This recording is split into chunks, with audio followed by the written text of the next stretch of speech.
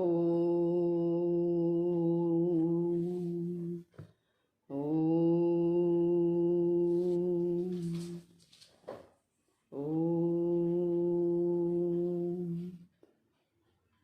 ओम सहनाववतु सहनौ भुनक्तु सह वीर्यं करवावहै तेजस्विनावधीतमस्तु मा विद्विषावहै। ओम शांति शांति शांति। गुरुर्ब्रह्मा गुरुर्विष्णू गुरुर्देवो महेश्वरः गुरुरेव परं ब्रह्म तस्मै श्री गुरवे नमः। ओम पार्थाय प्रतिबोधितां भगवतां नारायणेन स्वयं व्यासेन ग्रथितां पुराणमुनिना मध्ये महाभारतम् अद्वैतामृतवर्षिणीं भगवतीम् अष्टादशाध्यायिनीम् अम्ब त्वामनुसन्दधामि भगवद्गीते भवद्वेषिणीम्।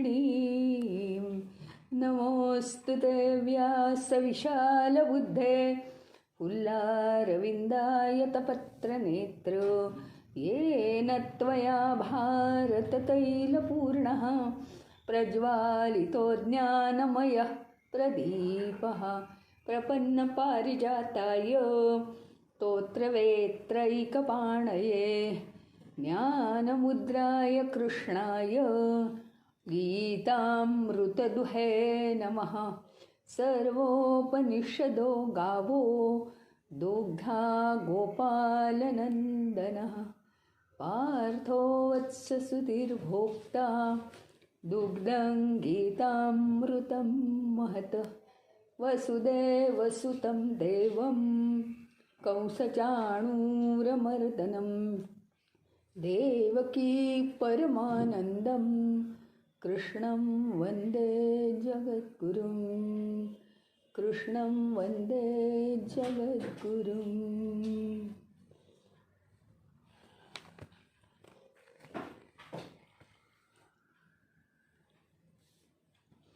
17व्या अध्यायामध्ये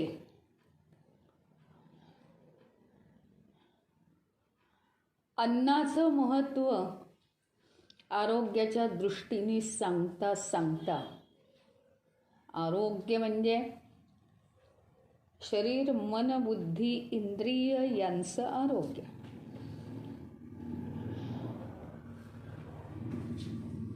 आणि ते आरोग्य कोणत्या हेतूनी? चैतन्य प्राप्त करण्याच्या हेतूनी आरोग्य चांगलं राहिलं पाहिजे। आता हे सांगता सांगता एक अत्यंत महत्त्वाची गोष्ट समोर आली। एक तर पहिली गोष्ट एकदम कॉमनली की हे जे अन्न आहे हे काय आहे? हा विभाग कोणता आहे? श्रद्धात्रय विभाग आहे। तर ते त्रय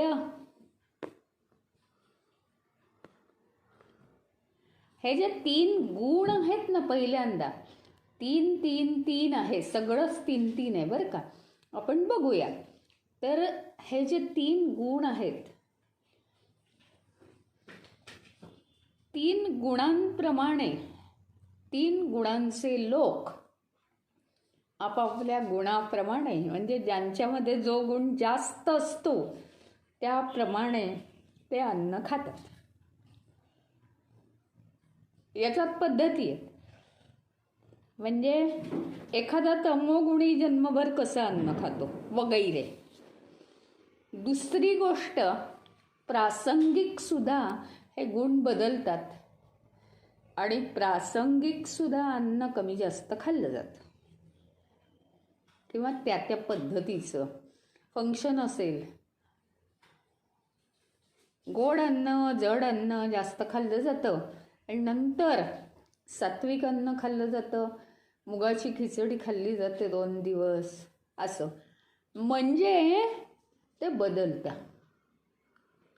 पण कशाप्रमाणे बदलतं आणि हे आता बदलू दे थोडंफार, कारण बदल हे सारखेच आहेत.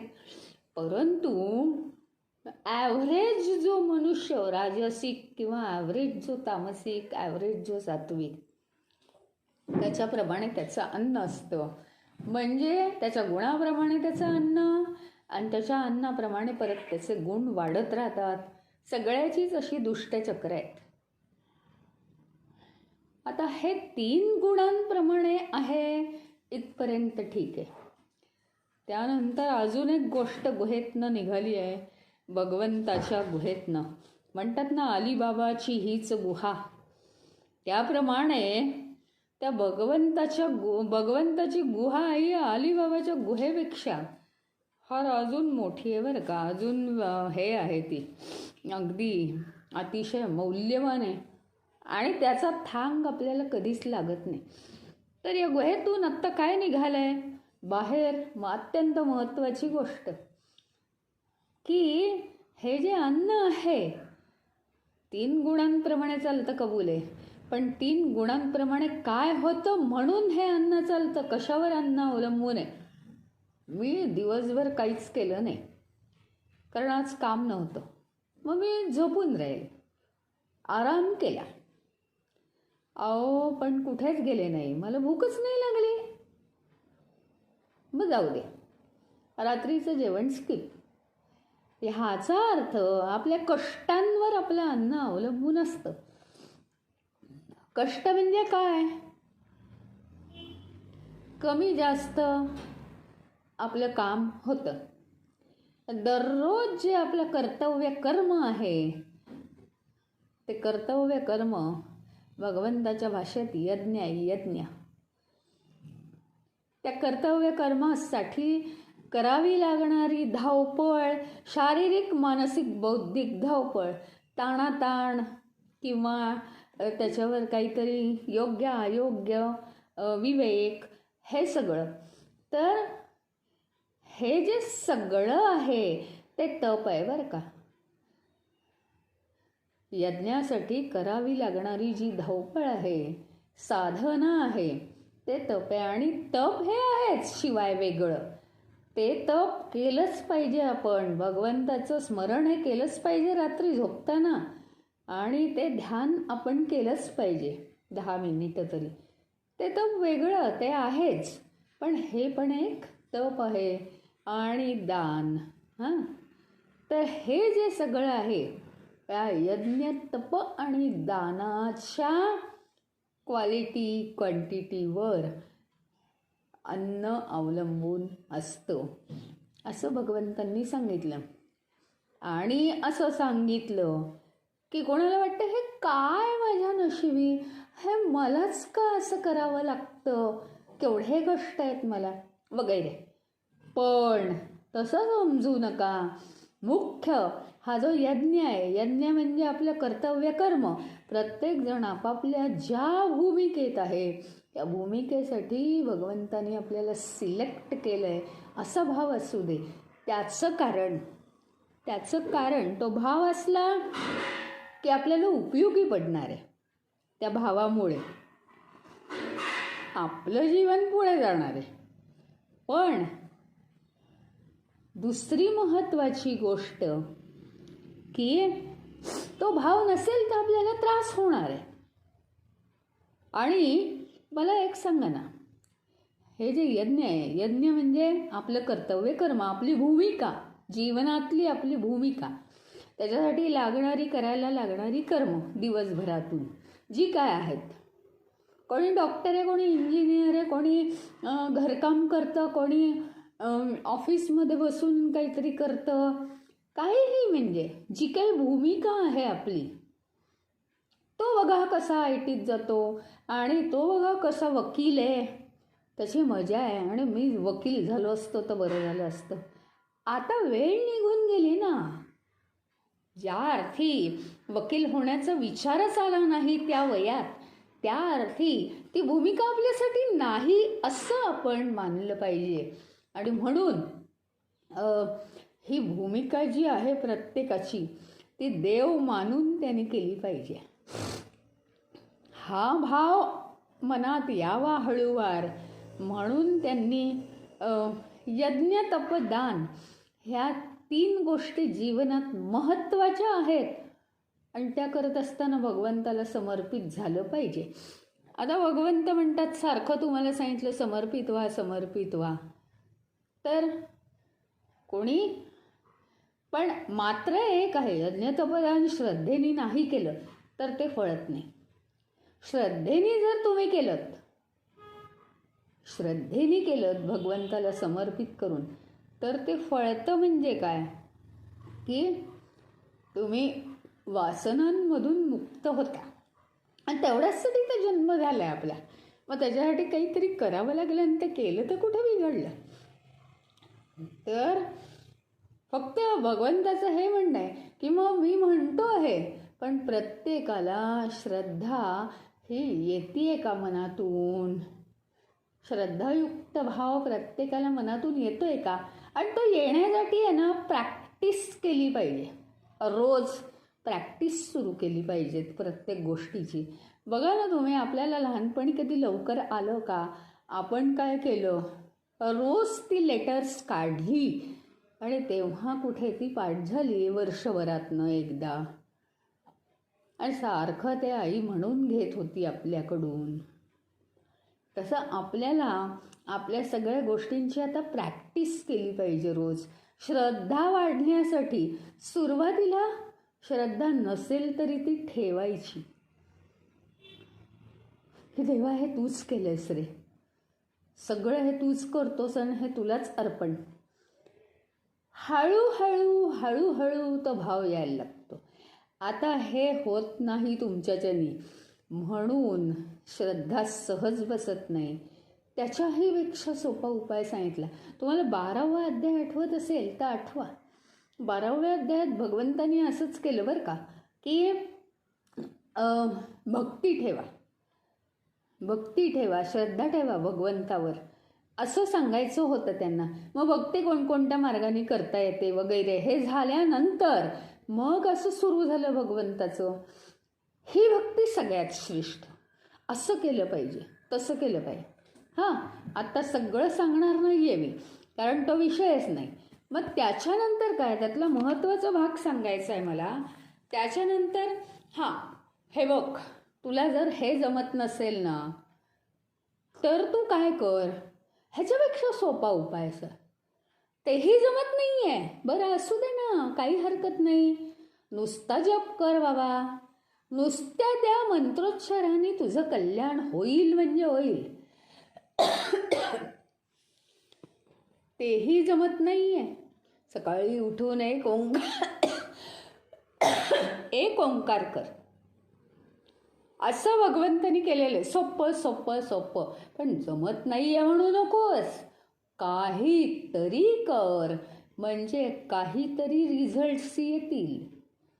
पण समर्पित भाव झाल्याशिवाय अहंकाराचा वेढा सुटत नाही आणि त्याच्याशिवाय आपण मुक्त होत नाही, कशातनंच आपण मुक्त होत नाही. आणि म्हणून काय सांगितलं, सगळ्यात सोपा उपाय सांगितला, ओम तत्सत. मग त्याच्यात 3 गोष्टींचं महत्त्व सांगितलं. ओम म्हणजे काय, आपण आपल्या मूळ स्वरूपावर जातो. आपलं मूळ स्वरूप काय आहे, चैतन्य. चैतन्य हे आपलं मूळ स्वरूप आहे. आपण आपल्या मूळ स्वरूपावर जातो आणि ओंकार म्हणण्याचा हा फायदा असतो. तत् काय सांगतो शब्द, की तेच ब्रह्म तू आहेस, तेच ते असा निर्देश करतो. ते ते जे आहे ओंकाराने जे तुला जाणवत आहे ते तू आहेस. आणि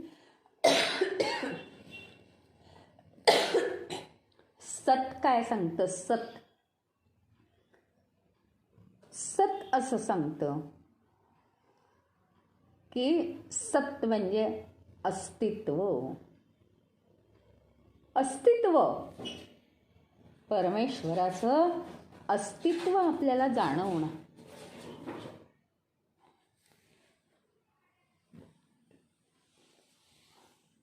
या 3 शब्दांचं असं महत्त्व आहे. आणि म्हणून तुम्ही काय करा? ओम तत्सत, ओम तत्सत, ओम तत्सत असं म्हणत जा. दिवसभरातून जेव्हा म्हणता येईल त्या यज्ञतपदानाच्या, कोणत्याही यज्ञतपदानाच्या आधी जेवढं तुम्हाला जमेल, 1दा 2दा 3दा जेवढं जमेल तेवढं हे म्हणत जा. इथे ओम तत्सत म्हणून या अध्यायाचा समारोप केलेला आहे. हा विषय इथे संपला. आणि आता यातून एक ध्वनी निर्माण झालेला आहे की हे सगळं कशासाठी आहे? मग आमच्या वासनातून आमची मुक्ती. वासनातून मुक्ती का करायची आहे? तर या जीवातून मोकळं होऊन आम्हाला चैतन्य व्हायचं आहे. म्हणजे शरीर सोडायचं नाही आहे, पण त्यातलं चैतन्य आम्हाला जाणायचं आहे. ते चैतन्य जाणायचं आहे. तर ते जाणण्यासाठी काय झालं पाहिजे? काय व्हायला हवं आहे? मुक्ती व्हायला हवी आहे ना आपली. आधी कशातनं मुक्ती व्हायला हवी आहे? तुम्ही म्हणाल चैतन्य जाणणं म्हणजेच मुक्ती. ते करण्यासाठी आधी मुक्ती कशातून व्हायला पाहिजे म्हणजे चैतन्य प्राप्त होईल आपल्याला? ते मला सांगा. मुक्ती मिळवण्यासाठी, चैतन्य प्राप्त होण्यासाठी, म्हणजे हे चक्रच आहे. मुक्ती मिळवण्यासाठी चैतन्य, पण चैतन्य मिळवण्यासाठी आधी काही गोष्टीतून आपल्याला मुक्त व्हायला लागतंय. ते म्हणजे आपल्या वासनातून आपण मुक्त झालो पाहिजे. आणि त्याचे उपाय 17व्या अध्यायात देऊन आता 18व्या अध्यायाचा त्याच्याशीच कनेक्टेड असा विषय आहे. तो म्हणजे मोक्ष संन्यास योग.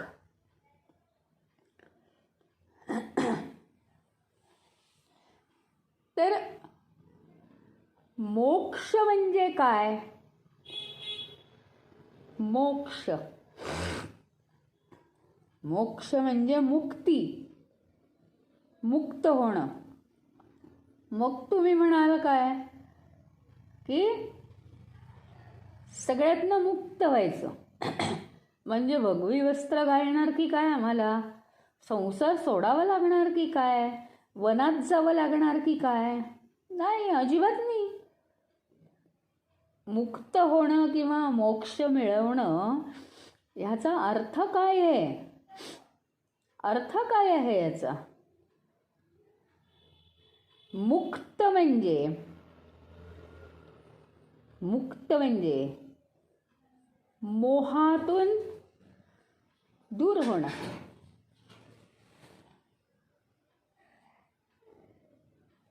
मोहातून दूर होणं. मोह म्हणजे काय? नुसत्याच काय वस्तू हव्यात असा मोह नाही आहे. मोह याचा अर्थ काहीतरी झालं, बघितलं काहीतरी, अरे अरे अरे अरे झालं.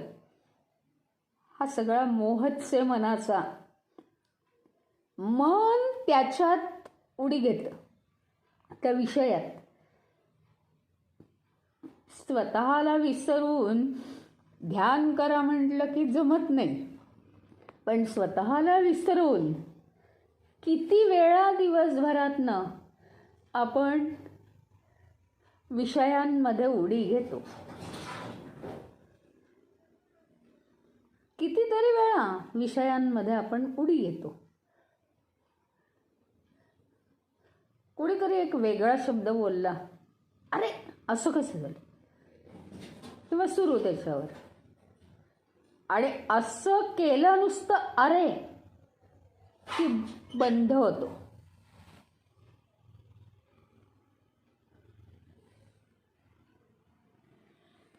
बंध निर्माण होतो लगेच.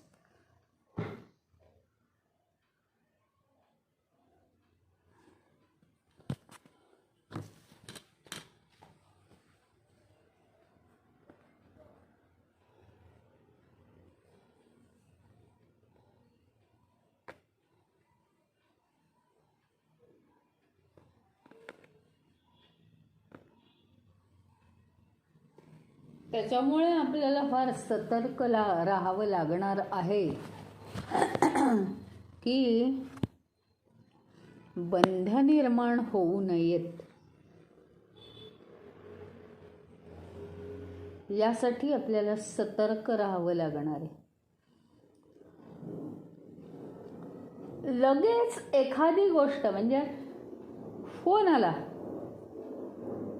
लगेच आपण त्याच्यात इन्व्हॉल्व होतो. मग आता तुम्ही म्हणाल, मग हे चुकीचं आहे का? तुम्हाला त्याची सवय झाली आहे. आता जर सवय अशी लावली, हो का, बरं बरं, असं झालं पाहिजे मनात. ॲक्सेप्टन्स आधी पाहिजे, नंतर एखादी भावना आली. आता आपण मागे म्हटलं होतं, राग आला आपल्याला. राग आला म्हटल्यानंतर आपण तो राग काय ठरवलंय, माझी रागाची वेळ 9 वाजता आहे. म्हणजे तो काय झाला, स्लो होत होत निघून गेला तो राग. तो जो एक क्षण असतो ना, तो जसा रागाचा असतो तसा तो एक क्षण तो मोहाचा असतो. त्या ठिकाणी म्हणजे प्रत्येक गोष्ट ऐकली, प्रत्येक गोष्ट कुठे वाचली, प्रत्येक गोष्ट कुठे पाहिली, या इंद्रियांनी जे काही, समजा काहीतरी खूप जळलंय, वास आला, अरे असं लगेच होतं ना आपल्याला. इतका अरे स्वस्त नाहीये, बंध निर्माण झाला. बंध, असे बंध लहान मोठे अनेक निर्माण होतात. त्यामुळे आपल्याला कशी सवय पाहिजे, ओके असं झालं काय, आणि मग आपण काय ठरवलंय, प्रॉब्लेमवर विचार करायचा नाही, सोल्युशनवर विचार करायचा. सोल्युशन्सच काढायची.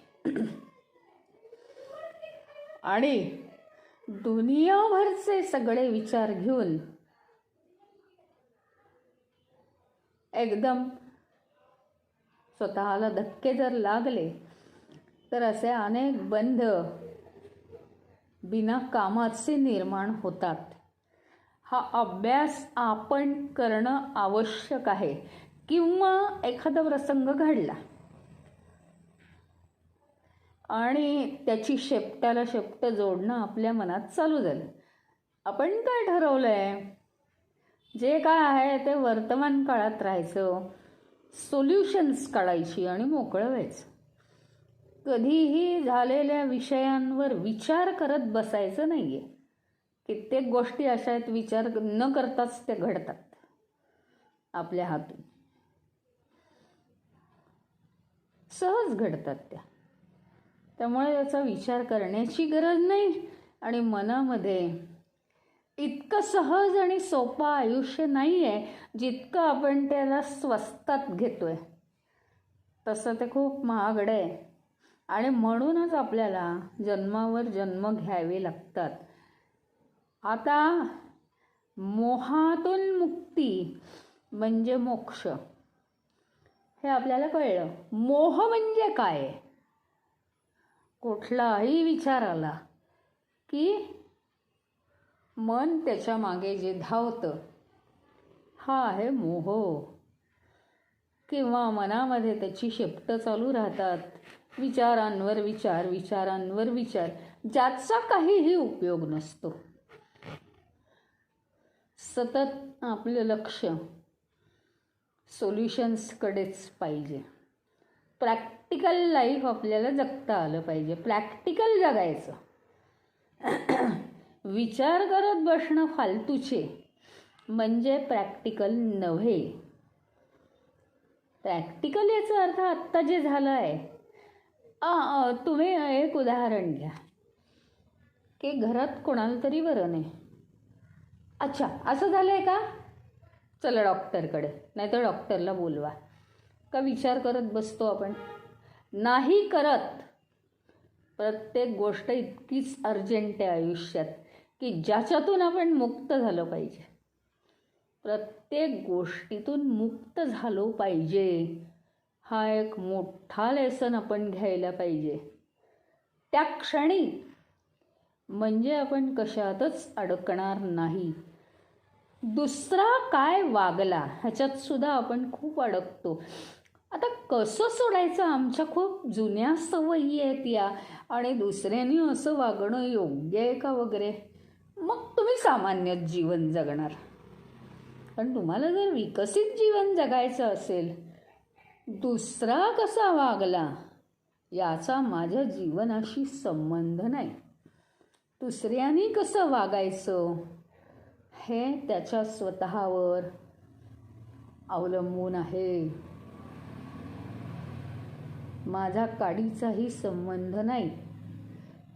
मग तो दुसरा माझ्याशी वागला असेल, दुसऱ्याशी वागला असेल, अजून कोणाशी वागला असेल, मला वाईट वाटण्याचं कारण नाही, कारण तो वागलाय, मी नाही वागलो. फार म्हणजे फार आपण विचार केला पाहिजे. आणि कोणत्याही विचारात फार पडायचं नाही. महत्त्वाचं असेल तिथे आपण काय करायचं ठरवलं आहे? कर्मा आधी प्लॅनिंग. महत्त्वाचं जे असेल ते करायचंच आहे. आणि नंतर बेस्ट कर्म. आपल्याला सुद्धा आयुष्य एवढं बिझी आहे स्वतःचं, तर कुठे लोकांचा विचार करायचा? कुणाचाही विचार करणं सुद्धा बंध निर्माण करण्यासारखं आहे. म्हणून आपण सगळ्यांना मुक्त जर व्हायचं असेल तर फक्त स्वतःच्या विकासाचा विचार करायचा आहे. आणि याला काय म्हणतात? याला म्हणतात मोक्ष. आता पुढे फक्त जास्त कठीण कन्सेप्ट पुढचा जास्त सांगणार नाही. तो हळूहळू या अध्यायाच्या शेवटापर्यंत येत जाईल. की आता तुम्ही म्हणाल मोक्ष तुम्ही म्हटलात की मिळवायला पाहिजे, म्हणजे मुक्ती मिळवली पाहिजे. आधी सगळ्या विषयातनं मुक्ती मिळवली पाहिजे, म्हणजे आपल्याला चैतन्य प्राप्त होईल. चैतन्य प्राप्त झालं की आपल्याला मोक्ष प्राप्त होईल, हो की नाही? पण आता पूर्वीचे ऋषीमुनी होते. एक उदाहरण देते साधं. पूर्वीचे ऋषीमुनी होते ते खूप साधना करायचे. कोणी ब्रह्मदेवाला प्रसन्न करून घ्यायचं, कोणी विष्णूला प्रसन्न करून घ्यायचं, कोणी महादेवाला प्रसन्न करून घ्यायचं. इतकी साधना त्यांची. आणि म्हणायचे मला मोक्ष पाहिजे. पण हे ब्रह्मा विष्णू महेश काय म्हणायचे माहिती का? तुला जर मोक्ष हवा असेल तर तुला मोक्ष या संज्ञेचा, मोक्ष या कन्सेप्टचा सुद्धा तुला संन्यास घेतला पाहिजे. अतिशय सुंदर संकल्पना आहे ही. आणि आपलं जीवन हे कसं सायंटिफिकली बनलेलं आहे. म्हणजे आपलं मन आणि बुद्धी कशा प्रकारे काम करतात बघा तुम्ही. एक लहान मुलं असतं, दुसरं एक छोटं बाळ असतं, त्याला एक छत्री आणलेली असते, छोटीशी रंगीत. बापरे, मग हे मूल आहे ना, शेजारच्या मुलाचं पाहून दिवसभर रडतं. पण त्याच्या आईबाबांची काही परिस्थिती नसते. दिवसभर रडतं, मला तशीच छत्री पाहिजे, मला तशीच छत्री पाहिजे.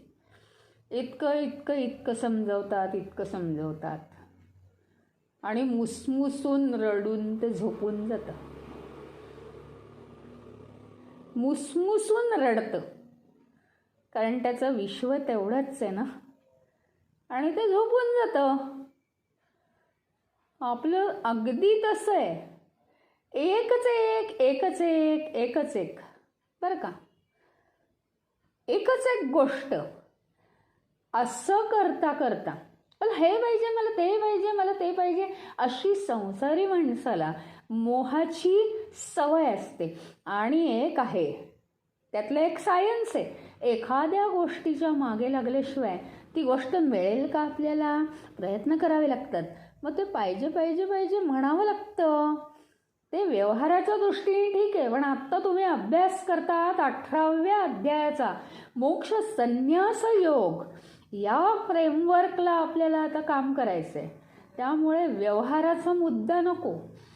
बाळाचं उदाहरण एवढ्यासाठी दिलं की सगळ्यात महत्त्वाची गोष्ट अशी आहे की माणसाला मला पाहिजे पाहिजे पाहिजे पाहिजे ही जी सवय आहे, किंवा नको नको नको नको ही जी सवय आहे, एक सवय आहे ती मुळात, तर ही थोडीशी धरसोड पाहिजे. ही धरसोड म्हणजे मुक्ती. किती डीप मिनिंग आहे हे. असा तुम्ही विचार करत गेलात ना की तुम्हाला सुद्धा असं सुचेल. आणि ज्यावेळी हे ऋषीमुनी आम्हाला मोक्ष पाहिजे म्हणून बाप रे इतकी आराधना की ब्रह्मा विष्णू महेशाला प्रसन्न, सोपं आहे का एवढं? एवढं सोपं आहे? या विश्वाचा रचयिता ब्रह्मदेव, त्याला प्रसन्न करून घ्यायचं? बाप रे, फार कठीण आहे, फार कठीण आहे. तरीसुद्धा ती साधना करायची आहे आणि मला मोक्ष पाहिजे. ब्रह्मदेव एका वाक्यात सांगायचा, अरे वेड्या, मोक्ष पाहिजे, मोक्ष पाहिजे, मोक्ष पाहिजे. ही संकल्पना डोक्यातनं काढून टाक. परमेश्वरा, तुम्हाला मोक्ष दे किंवा नको देऊस, पण तू कोण आहेस हे मला कळलंय. एवढं बास आहे मला. तुझं, माझं आणि तुझं स्वरूप एकच आहे. ईश्वराचं आणि माझं स्वरूप जर एकच आहे तर काय मोक्ष? ज्यावेळी मला मोक्ष पाहिजे, मोक्ष पाहिजे, मोक्ष पाहिजे या विचारानेच एक बंध पडला, आणि तो बंध, ती गाठ आता मोक्षच मिळू देत नाहीये. पण हे सामान्य माणूस तर जाऊ दे, ऋषी मुनींच्या सुद्धा लक्षात येत नव्हतं. माणूस त्याच्यामध्ये मुरलेला आहे. जन्मानुजन्मांचे त्याच्यावर संस्कार आहेत.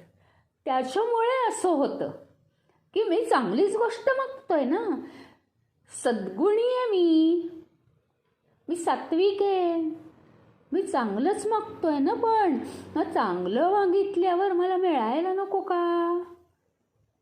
मला दगडूशेठला दान करण्यासाठी पैसे हवेत, 10 लाख रुपये. मग चांगली गोष्ट मागतोय ना मी, मग मला नको का मिळायला? म्हणजे काय झालं? एक अट्टाहास. जरा थोडासा खराब शब्दात सांगायचं म्हणजे कुठल्याही गोष्टीचा, मग तो अट्टाहास मोक्षाचा जरी असला, मला मुक्त कर, मला बंधनातून मुक्त कर, मला बंधनातून मुक्त कर, असा जरी तो अट्टाहास असला तरी तिथं बंध पडतोय. कसं पाहिजे? ठीक आहे, यावेळेस प्रयत्न केले, नाही झालं काम, पुढच्या वेळेस होईल. त्यात काय आहे? Life is a timepass. आज करून पाहायचं, उद्या करून पाहायचं, जे हाती लागेल ते आपलंय. आपण इथे 100 वर्षाचे पाहुणे आहोत. बास, आपल्याला हे सगळं वाटतंय. कॉन्फिडंटली जीवनात आपण जगावं ह्याच्यासाठी हे सगळं बाबा तुझं आहे असं आपल्याला देहबुद्धी देऊन आपल्याला या मालमत्तेचा अधिकारी केलेलं आहे. हे सगळं नाटक आहे. आपण आपल्या मूळ स्वरूपावर जर पुन्हा गेलो तर आपल्याला कळेल मान अपमान यातलं काही नाहीच आहे. सगळ्या या इमॅजिनरी लाईन्स आपण ओढलेल्या आहेत. असं आहे तसं आहे. ह्याचा अर्थ मी असं अजिबात म्हणत नाही आहे की दुसऱ्याकडून अपमान करून घ्या. पण आपल्यावर एखादी अपयशाची, अपमानाची, अपकीर्तीची वेळ आली तर ती आपल्याला निभावून नेता आली पाहिजे. एवढंच माझं म्हणणं आहे. ती निभावून नेण्यासाठी आपल्याला अभ्यास हवा आहे, शक्ती हवी आहे अंगात. सहन नाही करायचं आहे ते, पण जाणायचं आहे. अंडरस्टँडिंग. सगळ्या गोष्टी इथे येतात आणि जातात.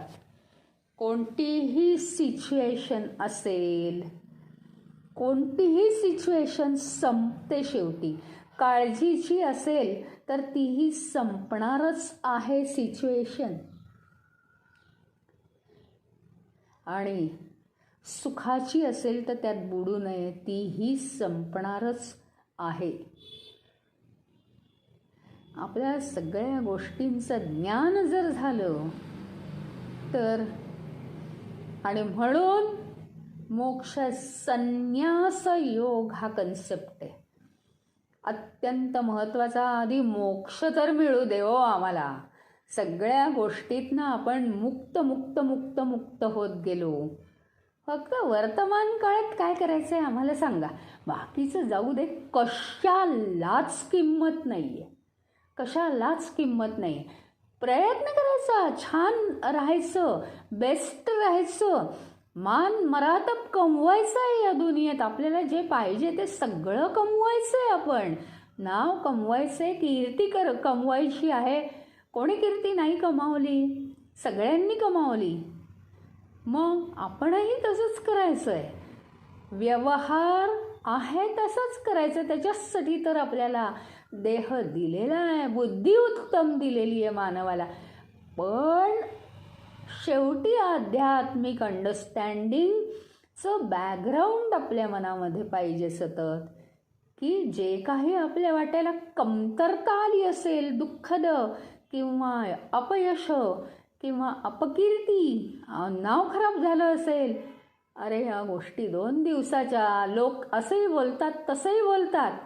काही झालं नाही असं आपण वावरू आणि सगळ्यातून हुशारीतून तावून सलाखून आपण निघालो पाहिजे. कुठल्याही गोष्टीला आपण जास्त किंमत देता कामा नये. जर आपल्यावर काही प्रसंगच आला तर हे ज्ञान पाहिजे आपल्याला.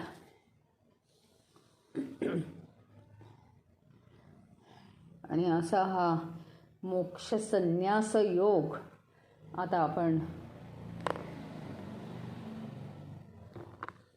विषय गहन आहे, विषय मोठा आहे. यापुढे शक्यतोवर, कारण म्हणता म्हणता संपूर्ण गीता संपली. माझं हे मिस झालं, माझं ते मिस झालं असं म्हणू नका. तसे टाकलेलेच आहेत.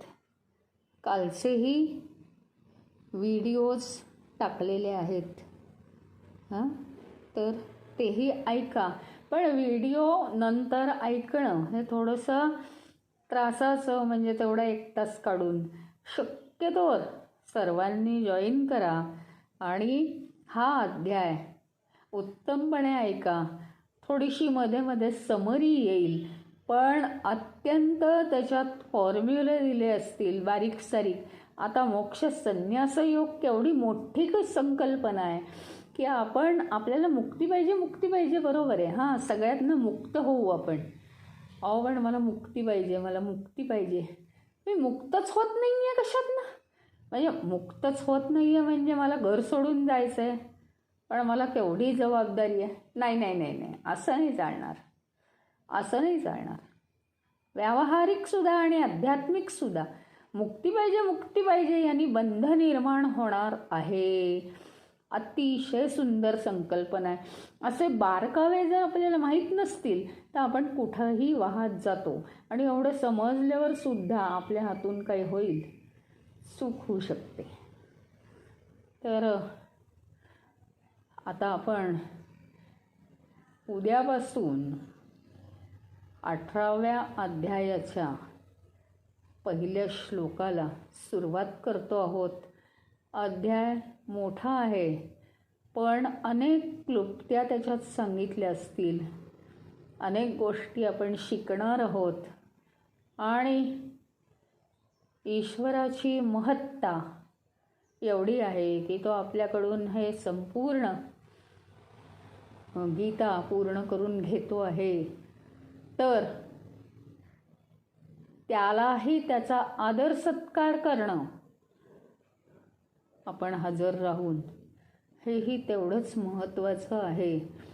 या अध्यायाचा समारोप गीतेचा समारोप असल्यामुळे माझं तुम्हाला सांगणं आहे.